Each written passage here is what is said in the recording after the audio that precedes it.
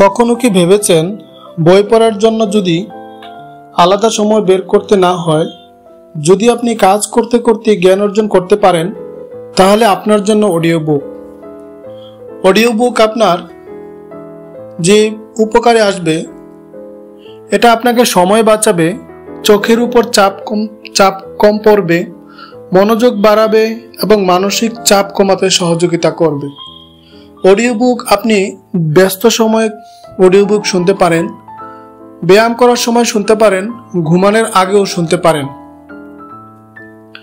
এছাড়া audio book আপনাকে সময় বাঁচাবে, শেখার দক্ষতা বাড়াবে, একাগ্রতা ও মনোযোগ উন্নত করবে, মানসিক চাপ কমাতে সাহায্য করবে এবং আপনাকে গল্প ও জ্ঞানকে আরো জীবন্ত করে তুলবে এবং মাল্টিটাস্কিং আপনি সহজেই করতে পারবেন। সুতরাং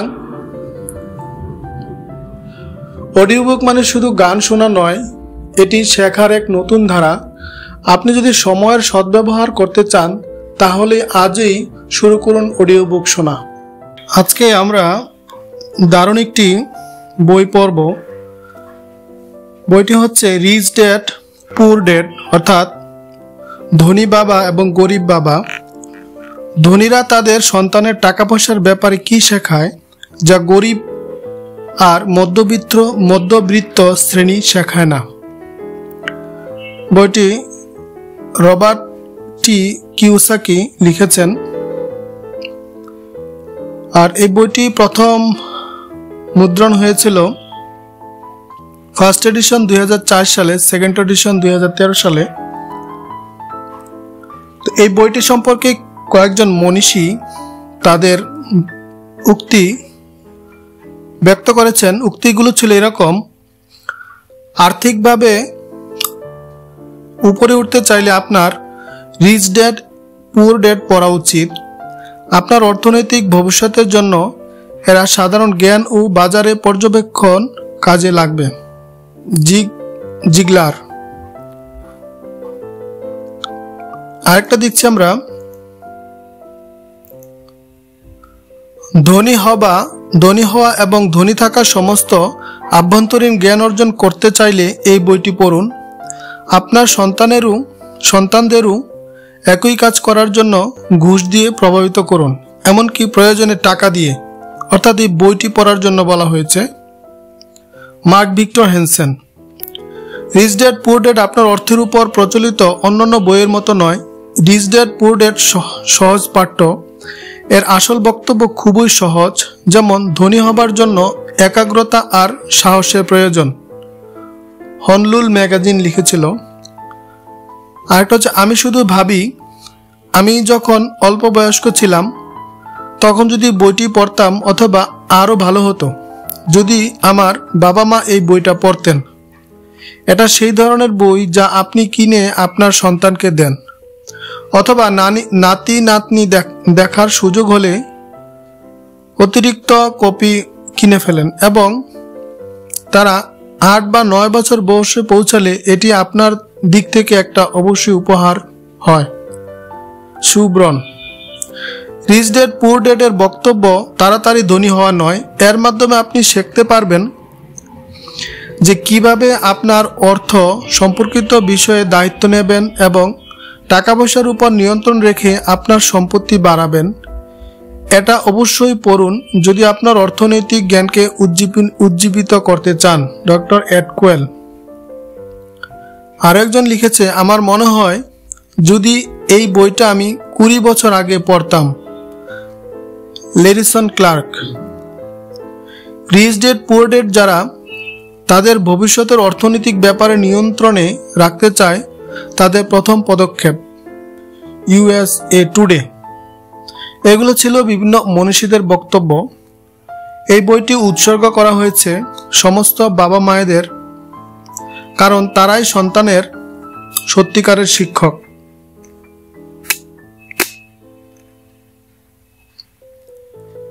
কৃতজ্ঞতা স্বীকার।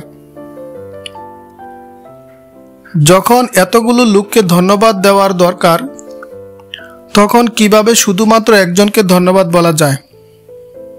আমার 2 বাবা যারা ক্ষমতাবান, অনুকরণীয় ও আদর্শ পুরুষ ছিলেন এবং আমার মা যিনি আমাকে ভালোবাসা আর দয়া শিক্ষা দিয়েছেন। এই বইটা স্পষ্টতই তাদের উদ্দেশ্যে একটা ধন্যবাদ জ্ঞাপনের সুযোগ।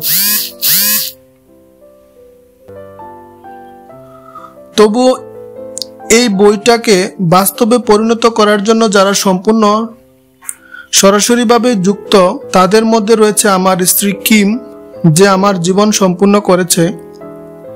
কিম আমার বিবাহ, ব্যবসা এবং জীবনের অংশীদার। ওকে ছাড়া আমি দিশেহারা হয়ে যেতাম।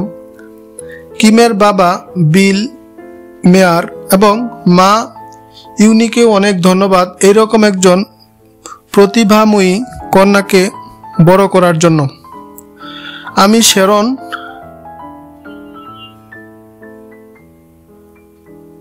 লেকটারকে ধন্যবাদ জানাই এই বইয়ের খণ্ড খণ্ড অংশগুলো আমার কম্পিউটার থেকে নিয়ে এক জায়গায় আনার জন্য। শেরনের স্বামী মাইককে এক মহান বুদ্ধিগত সম্পত্তির অ্যাটর্নি হওয়ার জন্য এবং ওদের সন্তান ফিলিপ, শেলি আর রিককে তাদের সহযোগিতা আর অংশগ্রহণের জন্য। আমি ধন্যবাদ জানাচ্ছি কিথ কার্নিংহামকে তার অর্থনৈতিক বুদ্ধি এবং প্রতারণার জন্য, লেরি আর লিসা ক্লার্ককে তাদের বন্ধুত্ব আর উৎসাহের উপহারের জন্য, রফ পার্টারকে আর প্রযুক্তিগত প্রতিভার জন্য, এনি নেভিন, ববি ডিপোর্ট এবং জু চ্যাপেনের শিক্ষায় অন্তর্দৃষ্টির জন্য, ডিসি এবং জন হ্যারিস, জেনি টে, সেন্ডিখু, রিচার্ড ইত্যাদি নামগুলো বলা হয়েছে। আমি আর এগুলা পড়লাম না, তাদের এগুলা উৎসর্গ করা হয়েছে।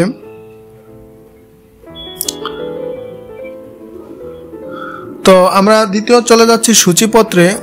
এর বিশেষ প্রয়োজন আছে এক নম্বর পৃষ্ঠা হচ্ছে এর বিশেষ প্রয়োজন আছে। সূচিপত্রগুলো আমরা দেখব। প্রথম অধ্যায়ে দেখব আমরা ধনবান বাবা এবং গরিব বাবা। ধনীরা অর্থের জন্য কাজ করে না, দ্বিতীয় অধ্যায়। তৃতীয় অধ্যায় হচ্ছে অর্থনৈতিক জ্ঞানের শিক্ষা কেন দেওয়া উচিত। চতুর্থ অধ্যায় শুধু নিজের কাজে মনোযোগ দিন। পঞ্চম অধ্যায় কর ও কর্পোরেশনের ক্ষমতা। 6 ধনীরা অর্থ তৈরি করে। ষষ্ঠ শেখার জন্য কাজ করুন, অর্থের জন্য নয়। অষ্টম বাধা অতিক্রম করা। নবম শুরু করা। দশম আরো কিছু চাই, কিছু করণীয়।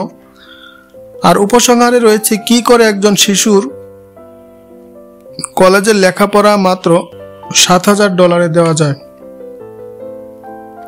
তো আমরা ভূমিকাতে চলে আসলাম। যেহেতু ভূমিকাতে এর একটা বিশেষ প্রয়োজন আছে, দেখুন আমরা ভূমিকা হচ্ছে এর বিশেষ প্রয়োজন আছে, এটি গুরুত্বপূর্ণ। স্কুল কি শিশুদের বাস্তব জগতের উপযুক্ত করে প্রস্তুত করে? আমার বাবা মা বলতেন পরিশ্রম করে পড়াশোনা করো এবং ভালো ফল করো, তাহলেই তুমি একটা মোটা মাইনের চাকরি পাবে, বিশেষ সুবিধা সুযোগ পাবে। তাদের জীবনের উদ্দেশ্য ছিল আমার দিদিকে এবং আমাকে কলেজে পড়ার সুযোগ দেওয়া, যাতে আমরা জীবনে সফল হওয়ার সুযোগ পাই। শেষে যখন আমি 1976-এ ফ্লোরিডা স্টেট ইউনিভার্সিটি থেকে অ্যাকাউন্টিংয়ে ক্লাসের প্রায় শীর্ষস্থান পেয়ে অনার্স গ্র্যাজুয়েশন হলাম, আমার বাবা মার উদ্দেশ্য পূর্ণ হলো। এটা তাদের জীবনের সবচেয়ে সেরা সাফল্য। মাস্টার প্ল্যান অনুযায়ী 8টি সেরা অ্যাকাউন্টিং ফার্মের একটিতে আমি চাকরি পেলাম এবং আমি সানন্দে সুদীর্ঘ কর্মজীবন যথাসময়ের আগেই অবসর নেওয়ার প্রত্যাশায় থাকলাম।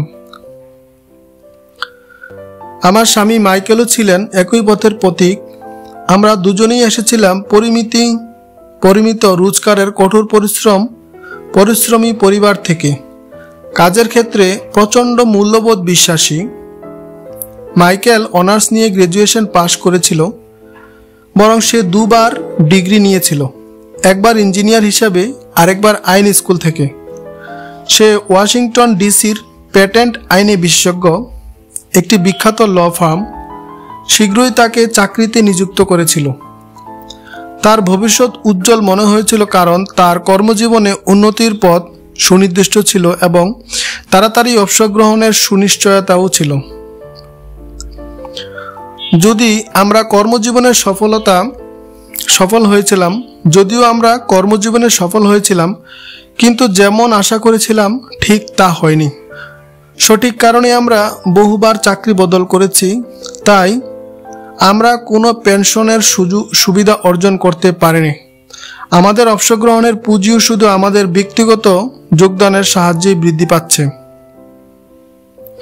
মাইকেল এবং আমার বিবাহিত জীবন চমৎকার এবং আমাদের 3টি সুন্দর সন্তান আছে। যখন আমি এই বইটি লিখছি তখন দুজনে কলেজে পড়ে এবং একজন সবে হাই স্কুলে শুরু করেছে। আমরা আমাদের সন্তানদের ভবিষ্যৎ তৈরি করার জন্য প্রচুর টাকা খরচ করেছি, যাতে নিশ্চিতভাবে তারা সব থেকে ভালো শিক্ষা পায়। 1996 সালের দিকে একদিন আমার সন্তানদের মধ্যে একজন স্কুল সম্পর্কে মোহভঙ্গ হয়ে বাড়ি এলো। পড়াশোনায় তার একঘেয়েমি আর ক্লান্তি এসে গিয়েছিল। তার প্রতিবাদী যুক্তি, যেসব বিষয়গুলো ব্যবহারিক জীবনে দরকার হয় না সেসব পরে কি দরকার, বাস্তব জীবনে তার কতটাই বা কাজে আসে। বিশেষ কিছু না ভেবেই আমি দিলাম, কারণ তুমি যদি ভালো নাম্বার না পাও তুমি কলেজে ঢুকতে পারবে না। সে উত্তর দিল, আমি কলেজে যাই আর নাই যাই আমি বড়লোক হবই হব। তুমি যদি কলেজ থেকে গ্রাজুয়েশন হয়ে না বের হও তুমি ভালো চাকরি পাবে না। মায়ের মনের আশঙ্কা ও চিন্তা নিয়ে আমি বললাম, তোমার যদি ভালো চাকরি না থাকে তুমি কিভাবে বড়লোক হওয়ার পরিকল্পনা করবে? আমার ছেলে একটু হাসির ভান করলো এবং একঘেয়েমি ধীরে ধীরে মাথা দোলাতে থাকলো। এরকম কথা আগেও অনেকবার হয়েছে। ও মাথা নিচু করে চোখ ঘোরাতে লাগলো। আমার মাতৃসুলভ জ্ঞানের বাণী একবারও তার কানে ঢুকলো না। আমার ছেলে চটপটে এবং দৃঢ়চেতা হলেও সেই সবসময় বিনয়ী এবং সশস্ত্র যুবক। মা, ও বলতে শুরু করলো, এবার আমার ভাষণ শোনার পালা। সময়ের সঙ্গে চলো, চারিদিক দেখো। বড় বড় ধনী ব্যক্তিরা তাদের শিক্ষার কারণে ধনী হননি। মাইকেল জর্ডন তার ম্যাডোনাকে দেখো। এমনকি যে বিল গেটস মাইক্রোসফট প্রতিষ্ঠা করেছেন তিনিও হার্ভার্ডের পড়া শেষ না করেই ছেড়ে দিয়েছেন। তিনি এখন আমেরিকার সবচেয়ে বড় ধনী, অথচ এখনো তার বয়স 30 কোঠায়। একজন বেসবল খেলোয়াড় আছে যে বছরে $4 মিলিয়ন বেশি রোজগার করেন, অথচ সে মানসিক প্রতিবন্ধী হিসেবে চিহ্নিত।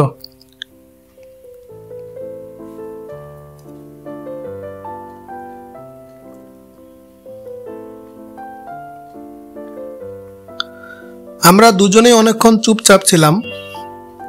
আমার কাছে তখন একটা কথা বোরের মতো পরিষ্কার যে আমার বাবা মা আমাকে যে উপদেশ দিয়েছিল আমিও আমার ছেলেকে সেই উপদেশ দিচ্ছি। চারিদিকের পৃথিবী বদলে গেছে, কিন্তু বদলায়নি সেই উপদেশ দেওয়াটা।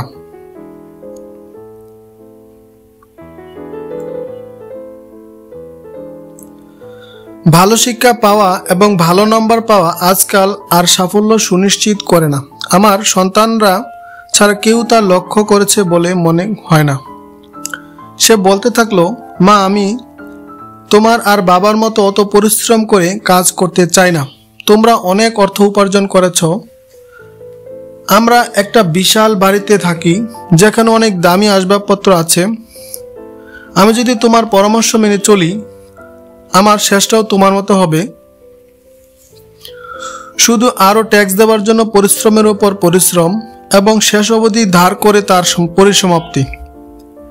এখন আর চাকরিতে নিশ্চয়তা নেই। আমি জানি যে কাজ সংক্ষিপ্ত এবং সঠিক আয়তনে কিভাবে করতে হয়। আমি এটাও জানি আজকের কলেজ গ্রাজুয়েটরা তোমরা যখন গ্রাজুয়েট হয়েছিলে তার চেয়েও কম রোজগার করে। ডাক্তারদের দেখো না, তারা আগের মতো রোজগার করে না। আমি জানি অবসর গ্রহণের পর আমি সোশ্যাল সিকিউরিটি বা কোম্পানি পেনশনের উপর নির্ভর করতে পারবো না। আমার নতুন সমাধানের প্রয়োজন। ও ঠিক বলেছিল, ওর নতুন সমাধানের দরকার ছিল, প্রয়োজন আমারও ছিল। যারা 1945-এর আগে জন্মেছে তাদের উপর আমার বাবা মার পরামর্শ কার্যকরী হতে পারে, কিন্তু আমরা যারা এই দ্রুত পরিবর্তনশীল পৃথিবীতে জন্মেছি তাদের পক্ষে সেটা ভয়ঙ্কর হতে পারে। আর আমি আমার সন্তানের এই সোজা কথাটা বলতে পারি না, স্কুলে যাও, ভালো নাম্বার পাও এবং একটা নিশ্চিত ঝুঁকিহীন চাকরি খোঁজো। আমি জানতাম আমার সন্তানদের শিক্ষার জন্য নতুন পথ নির্দেশিকা আমাকে খুঁজতে হবে। আমাদের সন্তানদের স্কুলে অর্থনৈতিক বিষয়ে শিক্ষার অভাব নিয়ে একজন মা হিসেবে এবং একজন অ্যাকাউন্ট্যান্ট হিসেবে আমি চিন্তিত ছিলাম। হাই স্কুল ছাড়ার আগেই আজকালকার অনেক যুবকদের কাছে ক্রেডিট কার্ড থাকে, অথচ পয়সা কি এবং অর্থ কিভাবে বিনিয়োগ করা যায় এই বিষয়ে তাদের কোনো পাঠ্যক্রম পড়া থাকে না। ফলে কি করে চক্রবৃদ্ধি সুদ কাজ করে এটা বোঝাও তাদের পক্ষে কঠিন ব্যাপার হয়ে যায়। সোজা কথা, তারা মোটেও তাদের জন্য অপেক্ষমান পৃথিবীর মুখোমুখি হবার জন্য প্রস্তুত থাকে না। তাই তারা এমন জগৎ বেঁচে থাকে যেখানে খরচ করাকে সঞ্চয় থেকে বেশি মর্যাদার দেওয়া হয়। আমার বড় ছেলে যখন কলেজে ঢুকে তার ক্রেডিট কার্ড ব্যবহার করে অসম্ভব দেনায় ডুবে গেল, তখন আমি শুধু তার ক্রেডিট কার্ডগুলো নষ্ট করতেই সাহায্য করলাম না, তার সাথে আমি এমন শিক্ষাক্রম সন্ধান করতে থাকলাম যা আমাকে এবং আমার ছেলে মেয়েদের অর্থনৈতিক বিষয়ে শিক্ষা দেবে। গত বছর একদিন আমার স্বামী তার অফিস থেকে আমায় ফোন করে বলল, আমার মনে হয় আমি একজনের দেখা পেয়েছি যার সাথে তোমাকে আলাপ করা উচিত। তার নাম রবার্ট কিওসাকি।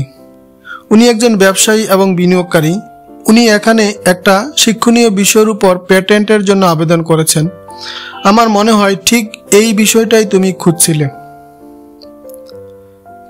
ঠিক আমি যেটা খুঁজছিলাম। রবার্ট কিওসাকি যে নতুন শিক্ষণীয় বিষয়টি ক্যাশফ্লো তৈরি করেছিল তা দেখে আমার স্বামী অত্যন্ত অভিভূত হয়েছিল। তিনি ব্যবস্থা করেছিলেন যাতে আমরা দুজনই এটার প্রোটোটাইপ পরীক্ষার সময় অংশগ্রহণ করতে পারি। যেহেতু এটা একটা শিক্ষামূলক খেলা, তাই আমি আমার 19 বছরের মেয়েকেও জিজ্ঞেস করেছিলাম এটাতে অংশগ্রহণ করবে কিনা। সে তখন স্থানীয় বিশ্ববিদ্যালয়ের নতুন ছাত্রী। সে রাজি হয়েছিল। প্রায় 15 জন লোক 3টি দলে ভাগ হয়ে এই খেলার পরীক্ষায় অংশগ্রহণ নিয়েছিল। মাইক ঠিকই বলেছিল,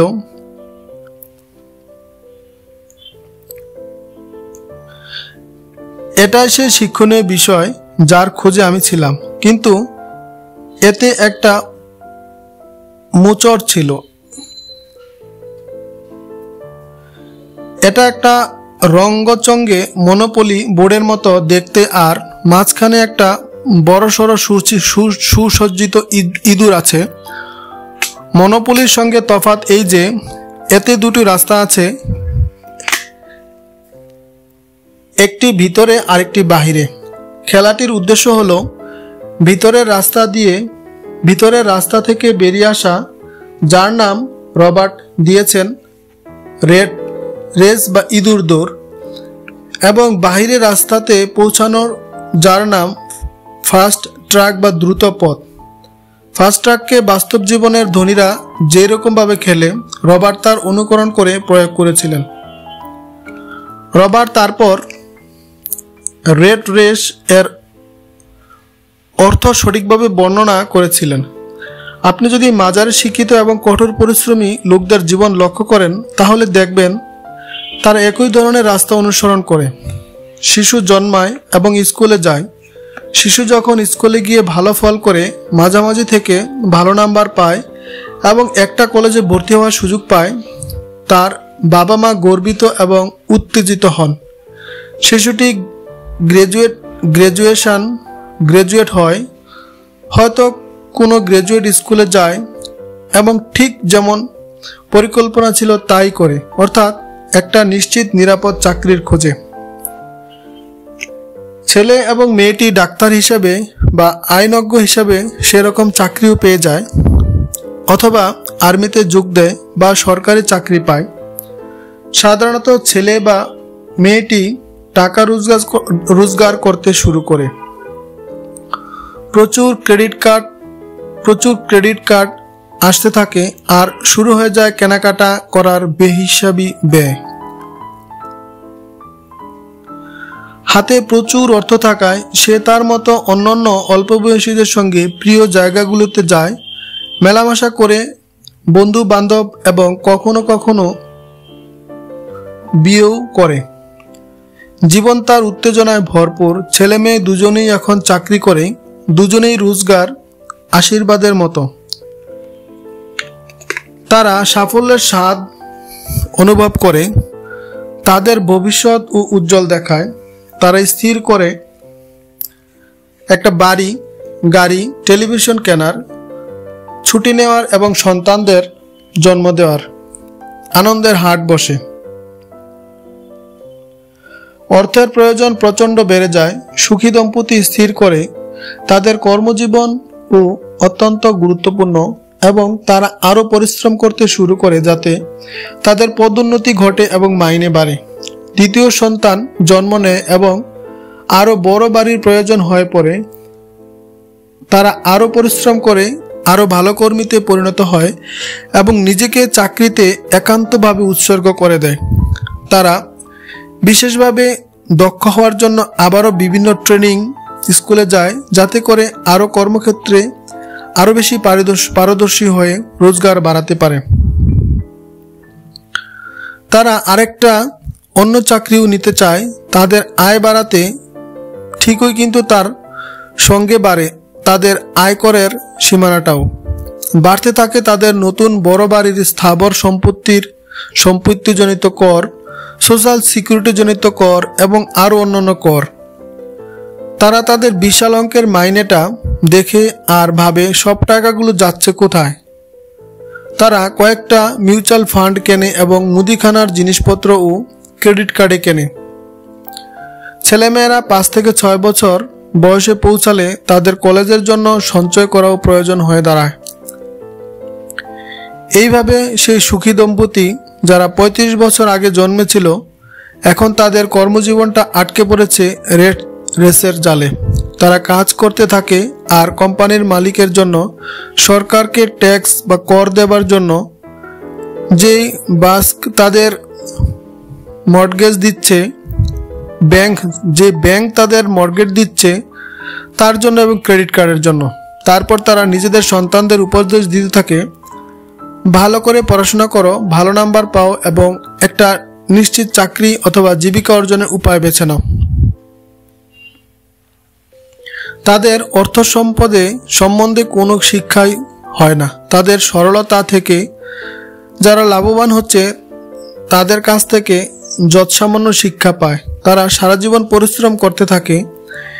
এই ঘটনারই পুনরাবৃত্তি ঘটে আবার একটি পরিশ্রমী প্রজন্মে। এটি রেস বা ইঁদুর দৌড় বলে। টাকা পয়সা সম্পর্কিত কোনো শিক্ষাই তাদের হয় না, কখনো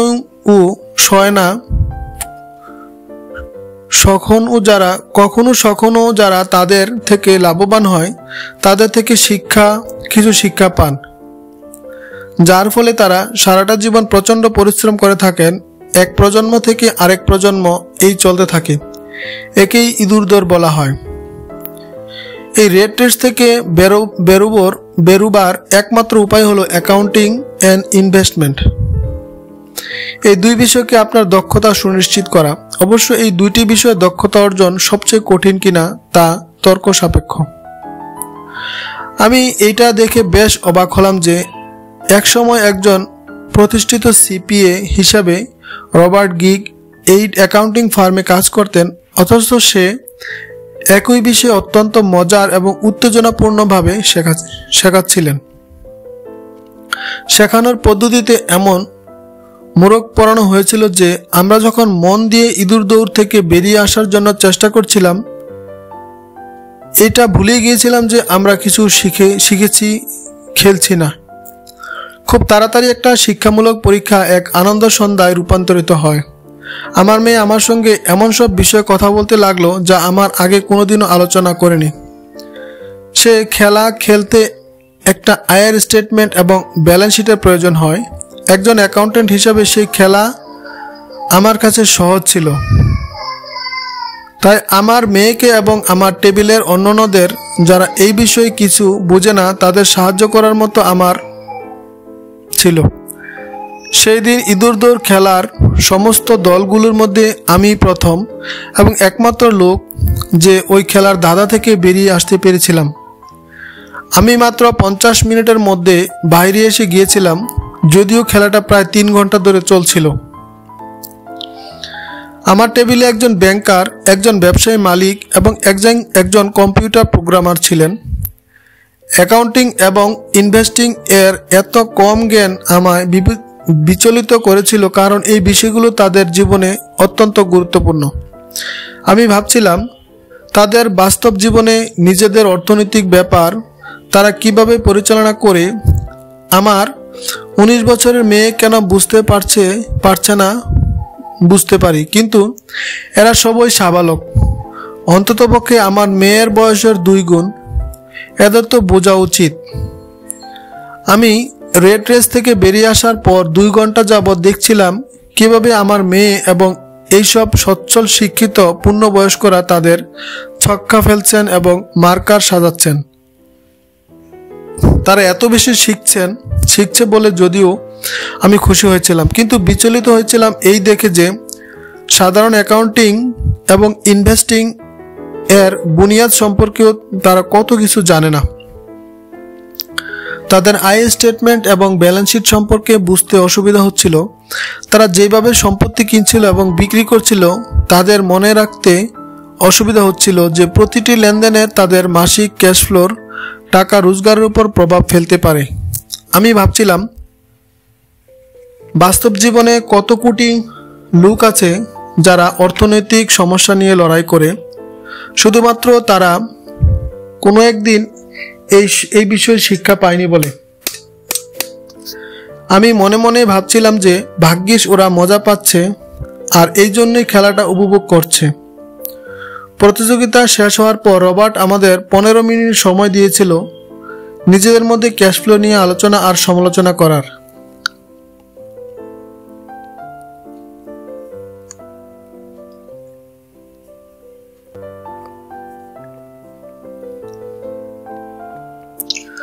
আমাদের টেবিলের ব্যবসার মালিক মোটেও খুশি নন, তার খেলাটা পছন্দ হয়নি। তিনি বলছিলেন, আমার এইগুলো জানার কোনো দরকার নেই। আমি অ্যাটর্নি, ব্যাংকার এবং অ্যাকাউন্টেন্ট নিয়োগ করি আমার এইসব বিষয় সামলানোর জন্য। রবার্ট এর উত্তরে বলেছিলেন, আপনি কি কোনোদিন লক্ষ্য করেছেন এমন অনেক অ্যাকাউন্টেন্ট, ব্যাংকার, অ্যাটর্নি, স্টক ব্রোকার আছে যারা ধনী নয়। তারা অনেক কিছু জানে এবং বেশিরভাগই বুদ্ধিমান হন, তা সত্ত্বেও বেশিরভাগই ধনী হন না। ধনীরা যা জানে তা আমাদের স্কুলের ছাত্রদের শেখানো হয় না। আমরা এইসব লোকেদের কাছ থেকে পরামর্শ নিই, কিন্তু একদিন আপনি হাইওয়ে দিয়ে গাড়ি চালিয়ে যেতে গিয়ে ট্রাফিকে আটকে গেলেন। আপনি কাজে যাবার জন্য বেরোবার প্রাণপণ চেষ্টা করছেন। হঠাৎ আপনি ডান দিক তাকিয়ে দেখলেন আপনার অ্যাকাউন্টেন্টও সেই একই জ্যামে আটকে গেছেন। বাঁদিকে তাকিয়ে আপনি ব্যাংকারকেও দেখতে পেলেন। সেই পরিস্থিতিটা আপনি নিশ্চয়ই বুঝতে পারছেন। কম্পিউটার প্রোগ্রামারও খেলাটা বিশেষ প্রভাবিত হয়নি। আমি এটা শেখার জন্য একটি সফটওয়্যার কিনতে পারি। ব্যাংকারকে অবশ্য একটা নাড়া দিয়েছিল। আমি এটা স্কুলে পড়েছিলাম, অ্যাকাউন্টিং এর অংশটা, কিন্তু কখনোই জানতাম না কিভাবে এটাকে বাস্তব জীবনে প্রয়োগ করা যায়। এখন আমি জেনেছি আমার নিজের রেড রেস থেকে বেরিয়ে আসা প্রয়োজন, কিন্তু আমার মেয়ের মন্তব্য আমাকে বেশি স্পর্শ করেছিল। ও বলেছিল, আমার খুব মজা লেগেছে শিখতে। আমি এই ব্যাপারে অনেক কিছুই জানতাম যে পয়সা কিভাবে সত্যি সত্যি কাজ করে এবং কিভাবে পয়সা বিনিয়োগ করতে হয়। তারপর সে আরও যোগ করেছিল, এখন আমি জানি এবারে আমি নিজের মনের মতো পেশা নির্বাচন করতে পারি। আমি কাজ করতে চাই, কিন্তু তা শুধুমাত্র কাজের নিরাপত্তা, সুবিধা অথবা আমি তার কাছ থেকে কত আয় করতে পারবো তার জন্য নয়। এই খেলার শিক্ষণীয় জিনিসগুলো আমি যদি শিখতে পারি, তাহলে আমি স্বাধীনভাবে আমার মন যা চায় তাই করতে পারবো বা পড়তে পারবো। ব্যবসায়িক ক্ষেত্রে কোনো বিশেষ কর্মদক্ষতার চাহিদা আছে বলে নয়। যদি আমি এটা শিখতে পারি, আমার চাকরিতে সুনিশ্চয়তা বা সোশ্যাল সিকিউরিটি নিয়ে দুশ্চিন্তা করতে হবে না। আমরা বেশিরভাগ সহপাঠীরা ইতিমধ্যে করতে শুরু করে দিয়েছে। আমাদের খেলা শেষ হবার পর আমি রবার্টের সঙ্গে কথা বলার জন্য অপেক্ষা করতে পারিনি, কিন্তু তার প্রজেক্ট সম্বন্ধে আরও আলোচনা করার জন্য পরে দেখা করব বলে স্থির করেছিলাম। আমি বুঝতে পেরেছিলাম যে ওই খেলার মধ্যে যে সে অন্যদের অর্থনৈতিক ব্যাপারটা আলাদাভাবে বোঝাতে চেয়েছিলেন। আমি ওর পরিকল্পনা সম্বন্ধে আরও জানার জন্য আগ্রহী ছিলাম। পরের সপ্তাহে আমার স্বামী এবং রবার্ট এবং তার স্ত্রী সাথে এক নৈশভোজের সাক্ষাতের ব্যবস্থা করেছিলাম। যদিও এটা আমাদের প্রথম সামাজিক মেলামেশা, তবু আমাদের মনে হয়েছিল আমরা যেন একে অন্যকে বহু বছর ধরে চিনি। আমরা দেখলাম যে আমাদের অনেক কিছুই একই রকম। আমরা খেলাধুলা, নাটক, রেস্তোরাঁ থেকে অর্থনৈতিক ও সামাজিক বিষয়ে আগাগোড়া সবকিছুই নিয়ে কথা বলছিলাম। পরিবর্তনশীল জগৎ নিয়ে আমরা আলোচনা করছিলাম, কিভাবে আমেরিকানদের অবসর গ্রহণের পর সামান্য অথবা কিছু সঞ্চয় থাকে না, অথচ সোশ্যাল সিকিউরিটি ও মেডিকেয়ার কীরকম দেউলিয়া অবস্থা তা নিয়েও আমরা অনেকক্ষণ ধরে আলোচনা করছিলাম।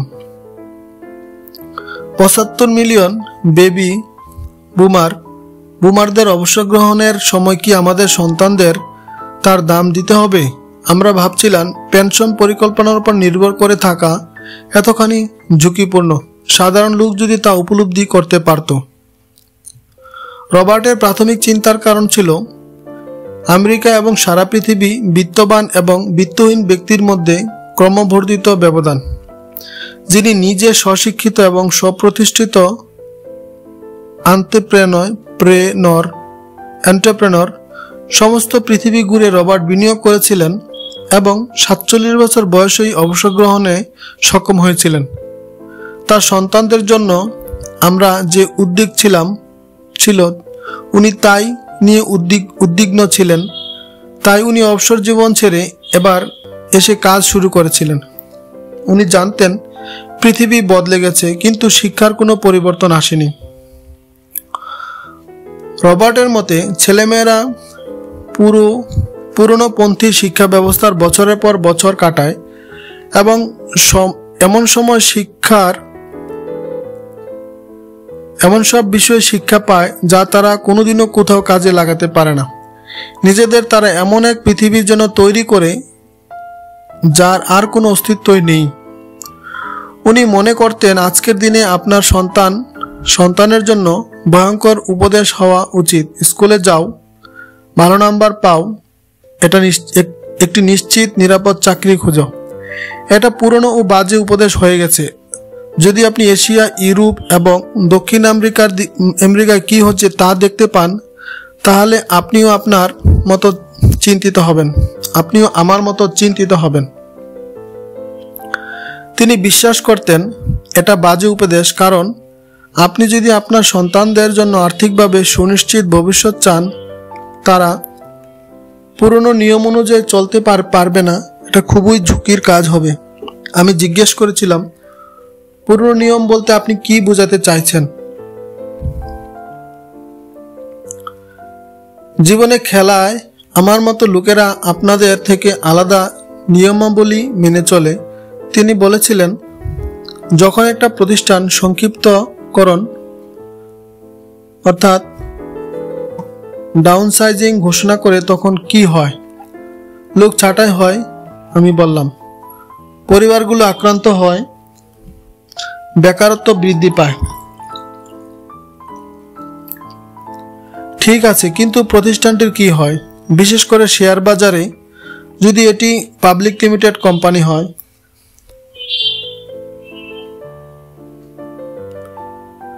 শেয়ারের দাম সাধারণত বেড়ে যায় যখন কোনো কোম্পানি ডাউন সাইজিং ঘোষণা করা হয়। আমি বললাম, যখন কোনো কোম্পানি লেবার কস্ট অর্থাৎ শ্রমিকের খরচ কমায়, সে স্বয়ংচালিত যন্ত্রের মাধ্যমে অথবা শুধুমাত্র মজুর শক্তির পুনর্নিবাসের মাধ্যমে, যেভাবেই হোক না কেন বাজারে সেটা পছন্দ করে।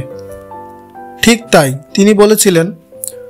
আর যখন স্টকের দাম বেড়ে যায় তখন আমার মতন লোকেরাও অর্থাৎ শেয়ার হোল্ডাররাও তাদের ধনবান হয়। অন্য নিয়মাবলী বলতে আমি এটাই বুঝিয়েছি। এতে কর্মচারীরা হারে, মালিক ও বিনিয়োগকারীরা জিতে। রবার্ট শুধু মালিক এবং কর্মচারীর মধ্যকার তফাৎটাই বুঝাচ্ছিলেন না, তিনি নিজের ভাগ্য নিজে পরিবর্তন করা এবং অন্যের হাতে পরিচালনার ভার দিয়ে দেওয়ার তফাৎটাও দেখাচ্ছিলেন।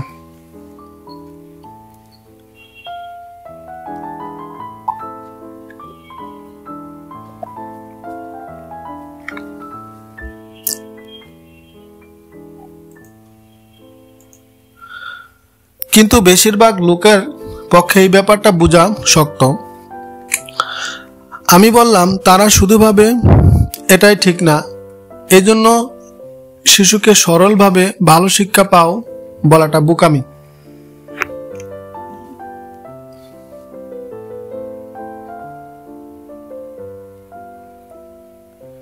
এটা ধরে নেওয়া বোকামি যে স্কুল যে শিক্ষা দেবে তা আপনার সন্তানদের গ্র্যাজুয়েশনের পরের দুনিয়ার মুখোমুখি হবার জন্য তৈরি করবে। প্রতিটি শিশুর আরও শিক্ষা প্রয়োজন, অন্যান্য ধরনের শিক্ষা আর তাদের নিয়মগুলো জানা দরকার।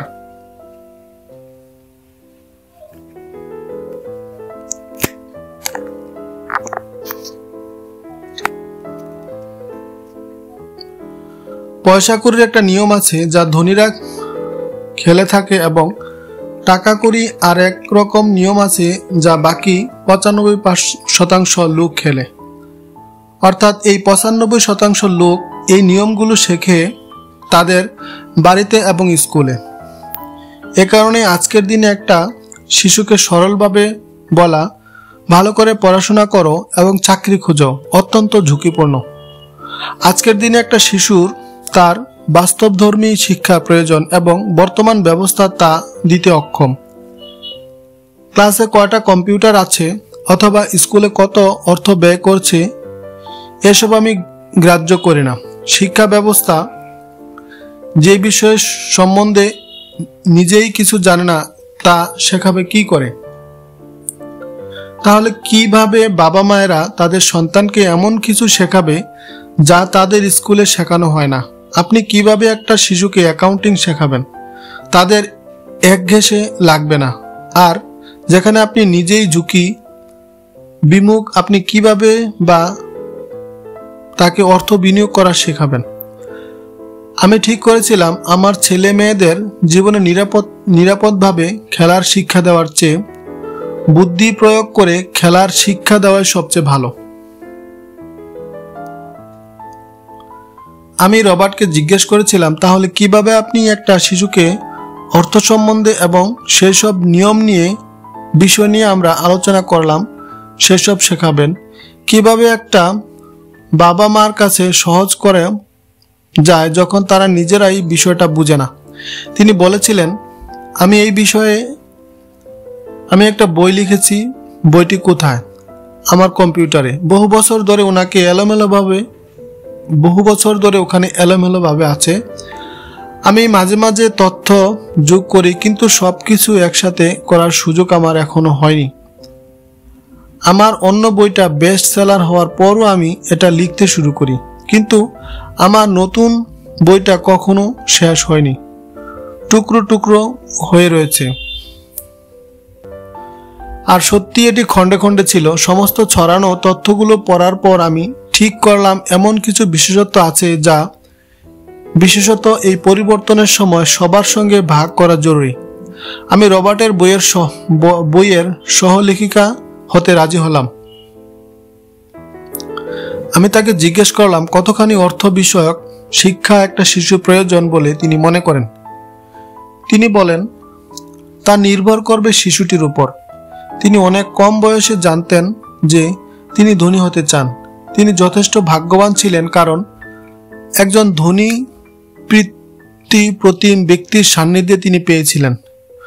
উনি তাকে পথ নির্দেশ করতে রাজি হয়েছিলেন শিক্ষার সফলতার ভিত্তিস্বরূপ।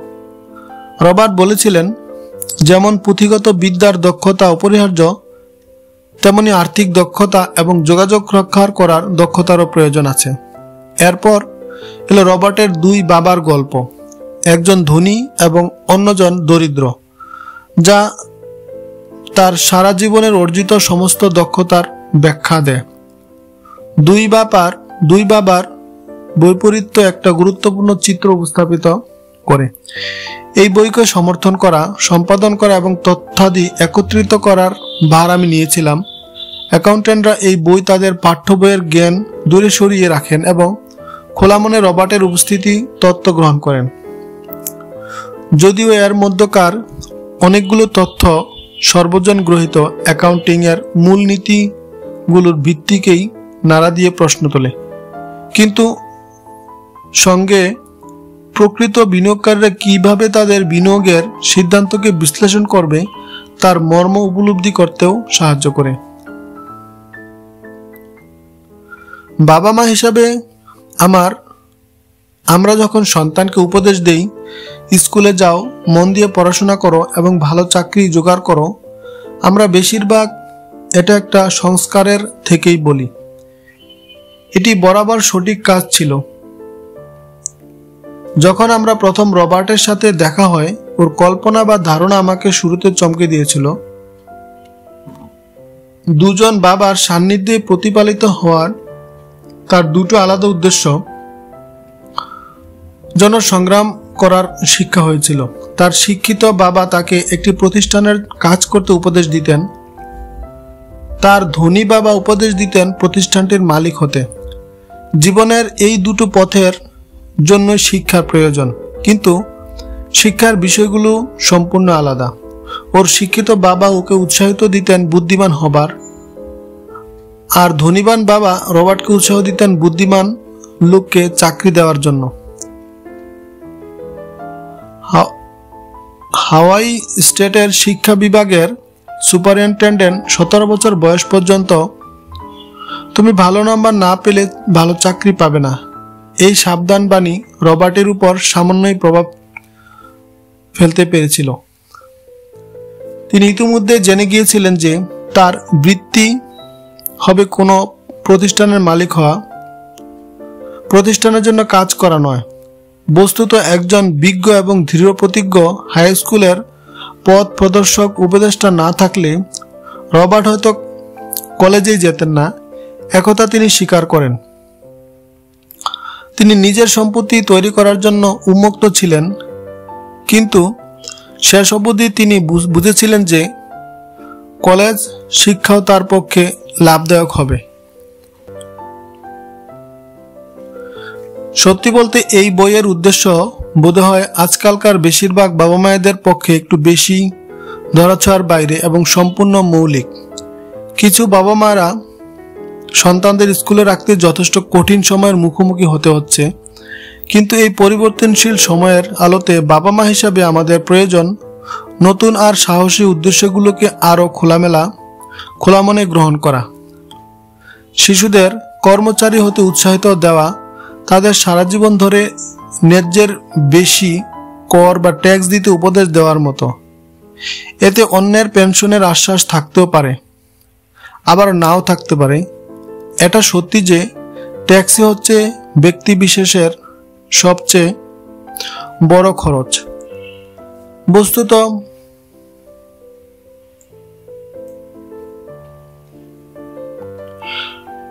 বস্তুত বেশিরভাগ পরিবার জানুয়ারি থেকে মে মাসের মাঝামাঝি অবধি গভর্নমেন্ট কাজ করার জন্য, শুধু তাদের ট্যাক্স উপার্জন করার জন্য। তাই যখন নতুন মতবাদ প্রয়োজন, এবং এই বই আমাদের তা দিচ্ছে। রবার্ট দাবি করে ধনীরা তাদের ছেলে মেয়েদের আলাদাভাবে শিক্ষা দেয়। তারা সন্তানদের বাড়িতে খাবার টেবিলে শিক্ষা দেয়। আপনি আপনার সন্তান ছেলে মেয়েদের সঙ্গে যে বিষয়গুলো আলোচনা করতে চান, এই মতবাদগুলো তার অনুরূপ নাও হতে পারে, কিন্তু এদিকে দৃষ্টি দেবার জন্য ধন্যবাদ। এবং আমি আপনাদের উপদেশ দেব, খুঁজতে থাকুন। একজন মা এবং সিপিএ হিসেবে আমার মতো শুধু ভালো নাম্বার পাওয়া এবং ভালো চাকরি খোঁজার বদ্ধমূল ধারণাটা এখন পুরো হয়ে গেছে। আমার সন্তানদের আরো বাস্তবধর্মী উপদেশ দেওয়া প্রয়োজন। আমাদের প্রয়োজন নতুন মতামতের এবং আলাদা শিক্ষার। ভালো কর্মচারী হবার জন্য সংগ্রামের সাথে আমাদের সন্তানদের নিজেদের টাকা বিনিয়োগ করে তার মালিকানা হবার জন্য সংগ্রাম করতে বলার পরামর্শটা খুব একটা মন্দ নয়। একজন মা হিসাবে আমার আশা, এই বই অন্য বাবা মাদের সাহায্য করবে। জনসাধারণকে এই তথ্য দিয়ে রবার্ট আশা করছে, ইচ্ছে থাকলে যে কেউ সাফল্য পেতে পারে। আপনি যদি আজ একজন মালি বা পরিচালক হন, অথবা যদি বেকারও হন, নিজেকে শিক্ষিত করার ক্ষমতা আপনার আছে। যাদের আপনি ভালোবাসেন তাদেরও আপনি শেখাতে পারেন তারা কিভাবে নিজেদের আর্থিক বিষয়ে যত্নবান হতে পারে। মনে রাখবেন, আর্থিক বুদ্ধি একটি মানসিক প্রক্রিয়া, যার মাধ্যমে আমরা আমাদের আর্থিক সমস্যার সমাধান করতে পারি। আজকে আমরা প্রযুক্তিবিদ্যার যে বিশ্বব্যাপী বিরাট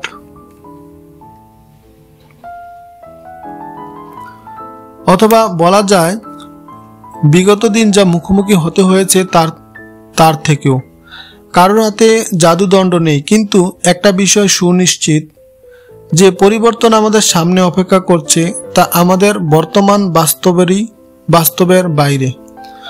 ভবিষ্যৎ কি আছে কে জানে, কিন্তু যাই হোক, আমাদের কাছে দুটো প্রাথমিক মনোনয়নের সুযোগ আছে। হয় সাবধানে খেলা অথবা বুদ্ধিমানের মতো খেলা। নিজেকে প্রস্তুত করুন, শিক্ষিত করা এবং নিজের সন্তানদের আর্থিক বৃত্তি জাগিয়ে তোলা।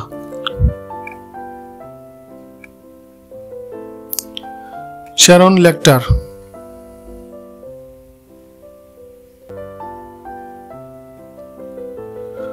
প্রথম অধ্যায়, ধনবান বাবা আর নির্ধন বাবা। রবার্ট কিওসাকি যেমনটি বর্ণনা দিয়েছিলেন,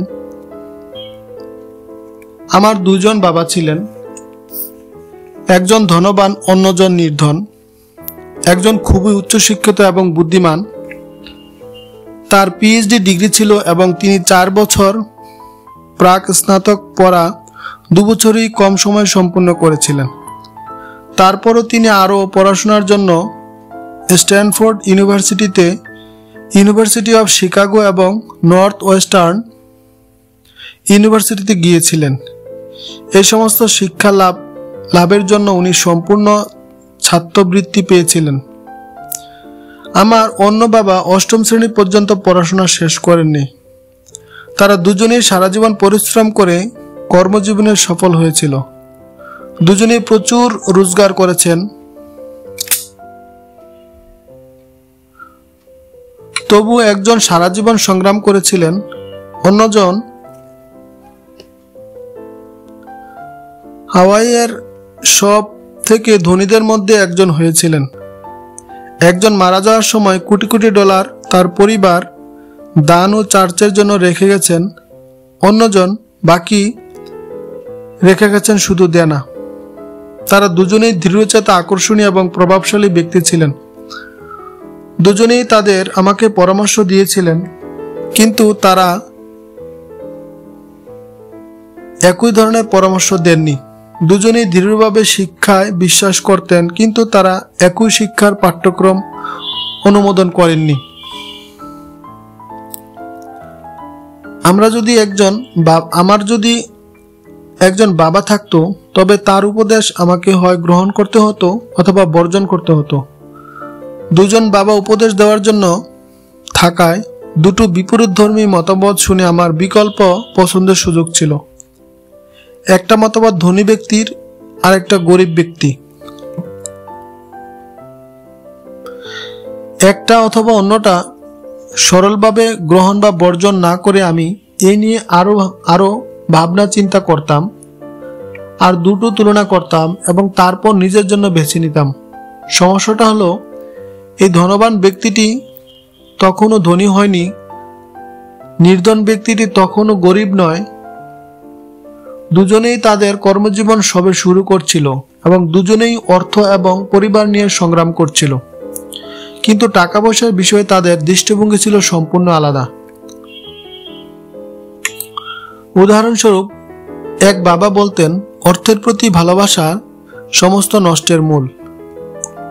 অন্যজন বলতেন, অর্থ যথেষ্ট না থাকাই সমস্ত অনিষ্টের কারণ।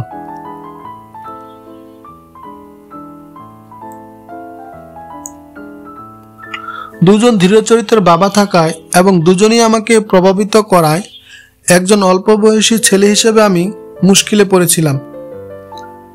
আমি একজন ভালো ছেলে হতে এবং কথা শুনতে চেয়েছিলাম, কিন্তু দুজন বাবা একই কথা বলতেন না। তারা দুজনের দৃষ্টিভঙ্গি বৈপরীত্যিক। বিশেষ করে অর্থ সংশ্লিষ্ট বিষয়ে এত চূড়ান্ত প্রভেদ ছিল যে আমি ক্রমশ অনুসন্ধিৎসু এবং উৎসুক হয়ে উঠছিলাম। এরা দুজনেই আলাদাভাবে কি বলছেন দীর্ঘ সময় ধরে আমি চিন্তা করতে শুরু করছিলাম। আমার অনেকটা ব্যক্তিগত সময় কাটত গভীরভাবে চিন্তা করে এবং নিজেকে প্রশ্ন করে, কেন উনি কথা বললেন, ও কথা বললেন, এবং তারপর অন্য বাবা বক্তব্য নিয়েও মনে একই প্রশ্ন উঠত। শুধু আমি যদি বলতে পারতাম, হ্যাঁ উনি ঠিক বলেছেন, আমি ওর সাথে তাহলে একমত, এটা অনেক সহজ হতো না। অথবা তার দৃষ্টিভঙ্গি সোজাসুজি বাতিল করে দিতে পারতাম এই বলে যে বুড়ো লোকটা জানে না ও কি বলছে। তার বদলে আমার দুজন বাবা থাকায় তাদের দুজনকে আমি ভালোবাসতাম। তারা আমাকে চিন্তা করতে বাধ্য করেছিল এবং শেষ অবধি আমার নিজস্ব একটা চিন্তাধারা বেছে নিতে হয়েছিল। শুধুমাত্র একটি দৃষ্টিভঙ্গি গ্রহণ বা বর্জন করার চেয়ে এই প্রক্রিয়া, অর্থাৎ চিন্তা করে নিজের জন্য বেছে নেওয়া ভবিষ্যৎ পরবর্তীকালে আমার জন্য প্রভুত্ব মূল্যবান হয়েছিল। ধনীদের ক্রমশ ধনী হওয়ার আর গরিবদের আরো গরিব হওয়ার এবং মধ্যবিত্তের দেনার বিরুদ্ধে যুদ্ধ করার একটা কারণ হলো অর্থের বিষয়ে শিক্ষা বাড়িতেই হয়, স্কুলে নয়। আমরা বেশিরভাগ আমাদের বাবা মার কাছ থেকে যে অর্থের বিষয়ে শিক্ষা পাই, সুতরাং এক গরিব বাবা মা তার সন্তানদের অর্থ সম্বন্ধে কি বলতে পারে? তারা সোজাসুজি বলে, স্কুলে যাও, পরিশ্রম করো, পড়াশোনা করো। শিশুটি অত্যন্ত ভালো নম্বর পেয়ে গ্রাজুয়েট হতে পারে, কিন্তু তার আর্থিক কর্মসূচি এবং মানসিক দৃষ্টিভঙ্গি হবে একজন গরিব মানুষের মতো। অর্থের বিষয়ে স্কুলে শিক্ষা দেওয়া যায় না। স্কুল পুঁথিগত বিদ্যা এবং পেশাদারী দক্ষতার শিক্ষার মনোনিবেশ করে, কিন্তু আর্থিক দক্ষতা করে না। এর থেকে বোঝা যায় কেন বুদ্ধিমান ব্যাংকার, ডাক্তার, অ্যাকাউন্টেন্ট স্কুলে খুব ভালো নাম্বার অর্জন করা সত্ত্বেও সারা জীবন হয়তো অর্থের জন্য লড়াই করে। আমাদের জাতীয় দেনার কারণ অনেকাংশেই উচ্চশিক্ষিত ও রাজনীতিবিদ এবং সরকারি উচ্চপদস্থ কর্মচারীরা, যারা আর্থিক বিষয়ে রায় দেন অথচ অর্থের বিষয়ে যাদের কোনো প্রশিক্ষণ নেই বা যৎসামান্য। আমি প্রায় সময় ভবিষ্যতের বিষয়ে ভাবি। যখন কোটি কোটি লোকের আর্থিক এবং চিকিৎসার সাহায্য দরকার হবে, তখন কি হবে?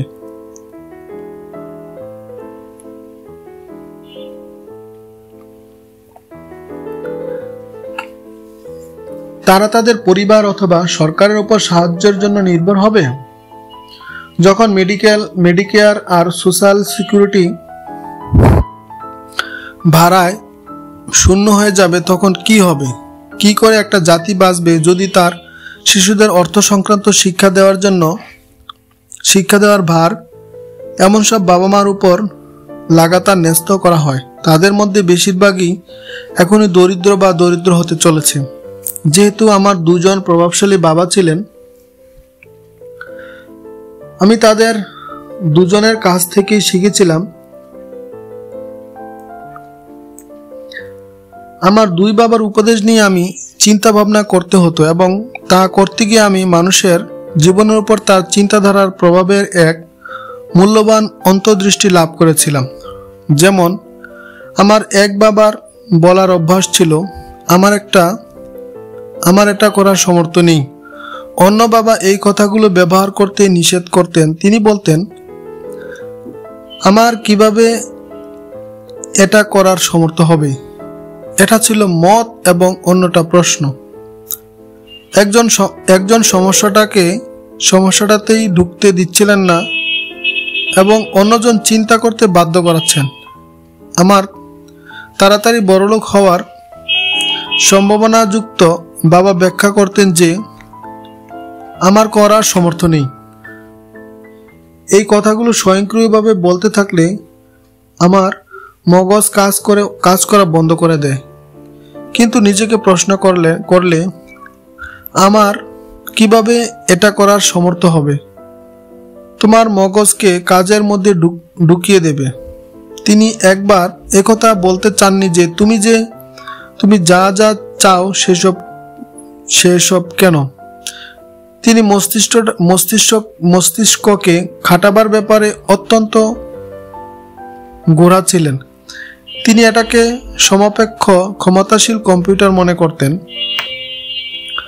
আমার মস্তিষ্ক প্রতিদিন আরো শক্তিশালী হয় কারণ আমি এটাকে ব্যায়াম করাই। এটা যত শক্তিশালী হবে তত বেশি উপার্জন করতে পারবো। তিনি বিশ্বাস করতেন অভ্যাসবশত আমার করার ক্ষমতা নেই বলা একটা মানসিক আলস্যের লক্ষণ।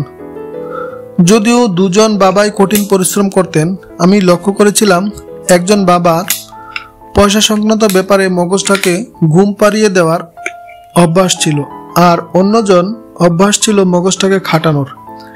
দীর্ঘদিনের ফলাফলে দেখা গিয়েছিল একজন বাবা আর্থিকভাবে দৃঢ় হচ্ছেন এবং একজন দুর্বল হচ্ছেন। একজন ব্যক্তি যে নিয়মিত জিমে গিয়ে ব্যায়াম করেন বনাম একজন ব্যক্তি যে সোফায় বসে বসে টেলিভিশন দেখেন, তার থেকে এই ব্যাপারটা খুব একটা তফাৎ নেই। সঠিক শারীরিক ব্যায়াম স্বাস্থ্যের উন্নতির সুযোগ দেয় এবং সঠিক মস্তিষ্কের ব্যায়াম সম্পত্তি বাড়াবার সুযোগ দেয়। আলসেমি স্বাস্থ্য এবং ধন সম্পত্তি দুটোই ক্ষতি করে।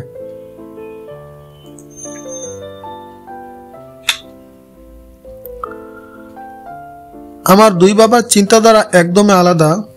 একজন বাবা ভাবতেন ধনীদের বেশি ট্যাক্স দেওয়া উচিত অপেক্ষাকৃত দুর্বলদের সাহায্য করার জন্য। অন্যজন বলতেন যারা উৎপাদন করে ট্যাক্স তাদের শাস্তি দেয় এবং যারা উৎপাদন করে না তাদের পুরস্কার দেয়। একজন বাবা পরামর্শ দিতেন পরিশ্রম করে পড়াশোনা করো যাতে একটা ভালো কোম্পানির জন্য তুমি কাজ করতে পারো। অন্যজন পরামর্শ দিতেন খেটে পড়াশোনা করো যাতে একটা ভালো কোম্পানি তুমি কিনতে পারো। একজন বাবা বলতেন তোমরা মানে আমার সন্তানেরা আছো বলেই আমি বড়লোক হতে পারলাম না। অন্যজন বলতেন তোমরা সন্তানরা আছো বলেই আমাকে ধনী হতেই হবে। একজন রাতে খাবার টেবিলে অর্থ এবং ব্যবসা নিয়ে কথা বলতে উৎসাহ দিতেন, অন্যজন খাবার সময় টাকা পয়সা বিষয়ে কথা বলতে নিষেধ করতেন। একজন বলতেন টাকা পয়সার ব্যাপারে সবসময় সাবধানে চলবে, কোন রকম ঝুঁকি নিও না। অন্যজন বলতেন ঝুঁকি সামলাতে শেখো। একজন বিশ্বাস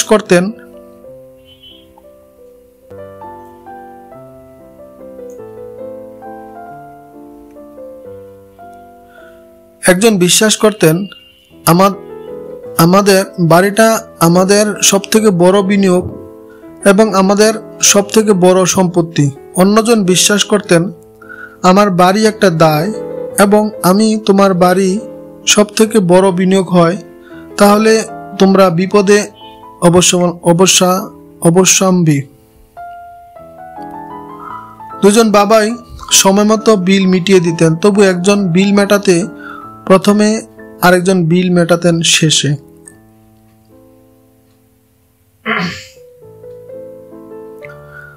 একজন বাবা বিশ্বাস করতেন কোম্পানি বা গভর্নমেন্ট আপনার এবং আপনার প্রয়োজনে দায়িত্ব নেবে। তিনি সবসময় মাইনে বাড়া, অবসর গ্রহণের পরিকল্পনা, মেডিকেল সুবিধা, অসুস্থতার জন্য ছুটির দিন এবং অন্যান্য সুবিধা নিয়ে চিন্তিত থাকতেন। তিনি তার দুজন কাকাকে দেখে প্রভাবিত হয়েছিলেন। তারা মিলিটারিতে যোগ দিয়েছিলেন এবং 20 বছরে সক্রিয় সেবার পর অবসর লাভ করেছিলেন। তারা পুরো জীবনের অধিকাংশ চুক্তি এন্টাইটেলমেন্ট প্যাকেজ লাভ করেছিলেন। মিলিটারি তাদের অবসর প্রাপ্ত কর্মীদের যে ডাক্তারি সুবিধা বা পিএক্স সুবিধা দেয় তা তিনি খুব পছন্দ করতেন। ইউনিভার্সিটির মাধ্যমে যে অধিকারের রীতি, টেনিওর সিস্টেম আছে তাও তিনি পছন্দ করতেন। তার কাছে সারা জীবনের চাকরির সুরক্ষার চিন্তা এবং চাকরির সুবিধাগুলো এক এক সময় চাকরির থেকেও বেশি গুরুত্বপূর্ণ মনে হয়েছে। তিনি প্রায় বলতেন, আমি গভর্নমেন্ট কাজের জন্য অনেক খেটেছি, তাই এই সুবিধাগুলো আমার অধিকার আছে। অন্যজন বিশ্বাস করতেন আর্থিক ব্যাপারে সম্পূর্ণ আত্মনির্ভরশীলতা। তিনি অধিকার বোধের মানসিকতার বিরুদ্ধে ছিলেন এবং এতে কি করে দুর্বল এবং অর্থনৈতিকভাবে অভাবগ্রস্ত মানুষ তৈরি করছেন তা বলতেন। তিনি আর্থিক ব্যাপারে সক্ষম হবার উপরে জোর দিয়েছিলেন। একজন বাবা কয়েক ডলার জমাবার জন্য কঠোরভাবে চেষ্টা করছিলেন, অন্যজন কেবল বিনিয়োগ করছিলেন। একজন বাবা শিখিয়েছিলেন কিভাবে ভালো চাকরির জন্য সংক্ষেপে ব্যক্তিগত তথ্যাবলী লেখা যায়, আরেকজন শিখেছিলেন কিভাবে ব্যবসা এবং খুব শক্তপোক্ত ব্যবসা এবং আর্থিক পরিকল্পনার কথা লেখা যায় যাতে আমি চাকরি দিতে পারি। দুজনই দৃঢ় চরিত্র সম্পন্ন বাবার প্রভাবে আমার সুযোগ হয়েছিল দুটো ভিন্ন চিন্তাধারা একজনের জীবনে কি প্রভাব ফেলে তা লক্ষ্য করেছিলাম। মানুষ সত্যি তাদের চিন্তাধারা দিয়ে জীবনকে গঠন করে। উদাহরণস্বরূপ, আমার গরিব বাবা সবসময় বলতেন আমি কখনো ধনী হব না, এবং তার ভবিষ্যৎবাণী সত্যি হয়েছিল। অপরপক্ষে আমার ধনবান বাবা সবসময় নিজেকে ধনী বলে মনে করতেন। তিনি এই ধরনের কথা বলতেন, আমি একজন ধনী ব্যক্তি এবং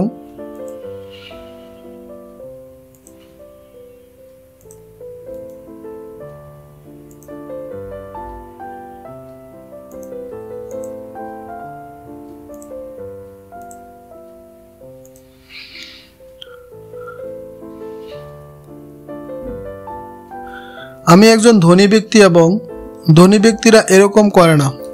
যখন একটা বিরাট আর্থিক সংকটে পড়ে তিনি দেউলিয়া হয়ে পড়েছেন, তখন তিনি নিজেকে ধনী ব্যক্তি বলেই পরিচয় দিতেন। তিনি নিজের সপক্ষে বলতেন, গরিব হওয়া আর দেউলিয়া হওয়ার মধ্যে একটা তফাৎ আছে। দেউলিয়া হওয়া সাময়িক ব্যাপার এবং দরিদ্র চিরস্থায়ী। আমার নির্ধন বাবা এও বলতেন, আমার পয়সায় আগ্রহ নেই, অথবা পয়সাটা আমার কোনো ব্যাপার নয়। আমার ধনী বাবা সবসময় বলতেন, পয়সাই ক্ষমতা। আমাদের চিন্তাধারার ক্ষমতা হয়তো কোনোদিনও পরিমাপ করা যাবে না অথবা যথাযথ উপলব্ধি করা যাবে না, কিন্তু অল্প বয়সে আমার কাছে আমার চিন্তাধারা স্পষ্ট হয়ে গিয়েছিল এবং কিভাবে আমি নিজেকে প্রকাশ করেছি সে সম্বন্ধে সচেতন হয়ে উঠেছিলাম। আমি লক্ষ্য করেছিলাম আমার গরিব বাবা তার চিন্তাধারা এবং কার্যপদ্ধতির জন্য দরিদ্র হয়েছিলেন। তিনি কত টাকা রোজগার করছেন তার জন্য নয়, কারণ সেটা যথেষ্ট ছিল। দুজন বাবা থাকায় অল্প বয়সী নিজের চিন্তাধারা বেছে নেওয়ার ব্যাপারে আমি তীব্র সচেতন এবং সাবধান হয়ে গিয়েছিলাম। কার কথা আমাকে শোনা উচিত, আমার নির্ধন বাবা না আমার ধনবান বাবা? যদিও শিক্ষা এবং জ্ঞান অর্জন করায় দুজনেই বিষয়ে দুজন মানুষই দারুণ শ্রদ্ধা ছিল, কিন্তু কি শেখা গুরুত্বপূর্ণ এই বিষয়ে তাদের চিন্তাধারায় বিরোধ ছিল। একজন চেয়েছিল আমি খেটে পড়াশোনা করি, একটা ডিগ্রি জোগাই এবং একটা ভালো চাকরি জোগাড় করে অর্থ উপার্জনের জন্য কাজ করি। তিনি আমাকে পেশাদার তৈরি হবার জন্য অ্যাটর্নি অথবা অ্যাকাউন্টেন্ট অথবা MBA বিজনেস স্কুলে পড়াতে চেয়েছিলেন। আরেকজন আমাকে পড়তে উৎসাহ দিয়েছিলেন ধনী হবার জন্য, কি করে অর্থ কাজ করে বোঝাতে এবং কি করে এটাকে আমার জন্য কাজ করানো যায় শেখাতে চেয়েছিলেন। আমি পয়সার জন্য কাজ করি না, এই কথাগুলো তিনি বারবার আমাকে বলতেন। পয়সা আমার জন্য কাজ করে। 9 বছর বয়সে আমি সিদ্ধান্ত নিয়েছিলাম যে আমি আমার ধনবান বাবার কাছ থেকে অর্থের বিষয়গুলো শুনবো এবং শিখবো। এটা করতে হলে যদিও আমার নির্ধন বাবা, যিনি কলেজের সমস্ত ডিগ্রির অধিকারী ছিলেন, তবুও তার মতামতগুলো না শোনার সিদ্ধান্ত নিয়েছিলাম। রবার্ট ফ্রন্টের একটি শিক্ষা। আমার প্রিয় কবি রবার্ট ফ্রন্ট, যদিও আমি তাকে অনেক কবিতায় পছন্দ করি, তবু যে তার লেখা আমার প্রিয় কবিতা হলো যে পথটি নেওয়া হয়নি। এর থেকে প্রাপ্ত শিক্ষা আমি প্রতিদিন ব্যবহার করি। যে পথটি নেওয়া হয়নি, এক হলুদ বনে দুটি পথে আলাদা হয়ে গেছে, দুঃখের কথা আমি দুটোতেই চলতে পারবো না। একমাত্র পথিক আমি অনেকক্ষণ দাঁড়ালাম, যতদূর দৃষ্টি যায় একটা পথ দেখলাম, ঘাসের মাঝে কোথাও যেন বেঁকে গেছে, তারপরও অন্য পথটা নিলাম, ওর মতোই সুন্দর, হয়তোবা আরো বেশি, কারণ এ তো ঘাসে ভরা, জীর্ণতার চিহ্ন নেই কোথাও, যদিও এর উপর দিয়ে চললে হয়তো ক্ষয় হবে একই রকম। সেই সকলে দুটো পথ একই রকম ছিল, পাতায় ছিল না পায়ের কালো চিহ্ন। আমি প্রথমটা আরেক দিনের জন্য রেখে দিয়েছিলাম, যদিও জানতাম পথ থেকে পথান্তরে চলে গেছে, আমার ফেরা হবে কি না সন্দেহ। একটা দীর্ঘশ্বাসের সাথে বলি, এখন থেকে অনেক অনেক যুগ পরে দুটো পথ বনে আলাদা হয়ে গিয়েছিল, আর আমি নিয়েছিলাম জনবিরল পথটা, এবং এটাই বদলে দিয়েছিল সবকিছু। Robert front, 1916। এবং সত্যি সেটা সবকিছুই বদলে দিয়েছিল। বছরের পর বছর আমি রবার্ট ফ্রন্টের কবিতা নিয়ে প্রায় ভাবতাম।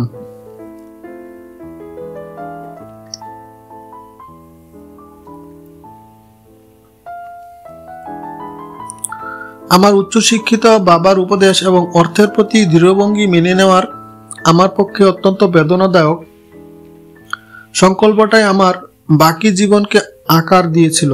একবার যখন আমি মনস্থির করে নিয়েছিলাম কার কথা শুনবো, তখন শুরু হলো অর্থ সম্বন্ধে আমার শিক্ষা। আমার ধনবান বাবা আমাকে 30 বছরেরও বেশি শিক্ষা দিয়েছিল, আমার 39 বছর বয়স পর্যন্ত। তিনি যখন বুঝলেন আমার মোটা মাথায় যা ঢুকাতে চাইছেন আমি তা জানতেও সম্পূর্ণ বুঝতে পেরেছি, উনি শেখানো বন্ধ করে দিয়েছিলেন। অর্থ এক ধরনের ক্ষমতা, কিন্তু আরো ক্ষমতাশালী হচ্ছে আর্থিক বিষয়ে শিক্ষা। টাকা কড়ি আসে এবং যায়, কিন্তু পয়সা কিভাবে কাজ করে তা যদি আপনার জানা থাকে, তাহলে আপনি তার উপর কর্তৃত্ব করতে পারবেন এবং সম্পত্তি সঞ্চয় করতে শুরু করবেন। শুধু ইতিবাচক চিন্তাতেই কিছু হয় না, কারণ বেশিরভাগ লোক স্কুলে যায় কিন্তু অর্থ কিভাবে কাজ করে শেখায় না। তার সারা জীবন তার অর্থের জন্য কাজ করে কাটায়। যেহেতু আমি যখন শুরু করেছিলাম তখন মাত্র 9 বছর ছিল, এখন আমার ধনবান বাবা আমাকে যে শিক্ষা দিয়েছিল তা অত্যন্ত সহজ ছিল। যখন তার সবটা বলা এবং শেখানো হয়ে গিয়েছিল, তখন তাতে প্রধানত 6টি মূল শিক্ষা ছিল, যা তিনি 30 বছর ধরে পুনরাবৃত্তি করে গিয়েছিলেন। এই বইতে সে 6টি শিক্ষাই বর্ণিত আছে, এবং যেমন সরলভাবে আমার বাবা শিখিয়েছিলেন তেমনি ভাবেই যথাসম্ভব উপস্থাপিত করা হয়েছে। এই অধ্যায়ের শিক্ষামূলক কোনো কিছুই উত্তর নয়, শুধু দিক নির্দেশনায় মাত্র। এই পৃথিবীতে যতই ক্রমবর্ধমান পরিবর্তন এবং অনিশ্চয়তা ঢুকুক না কেন, এসব দিক নির্দেশনা আপনাকে এবং আপনাদের সন্তানদের যে আরো ধনবান করে তুলতে সাহায্য করবে সেই ব্যাপারে কোনো সন্দেহ নেই।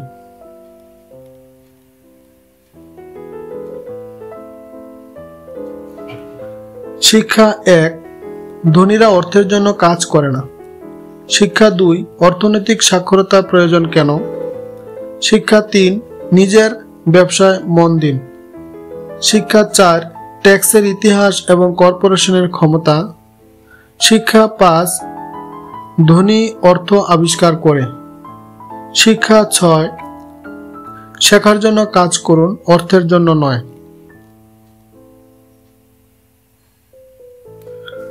ধন্যবাদ সবাইকে। আমরা প্রথম অধ্যায় শেষ করলাম। এরপরে আমরা দ্বিতীয় অধ্যায় পড়ব। রিচ ড্যাড পুর ড্যাড প্রথম অধ্যায় শেষ হলো। পরবর্তীতে আমরা দ্বিতীয় অধ্যায় পড়ব।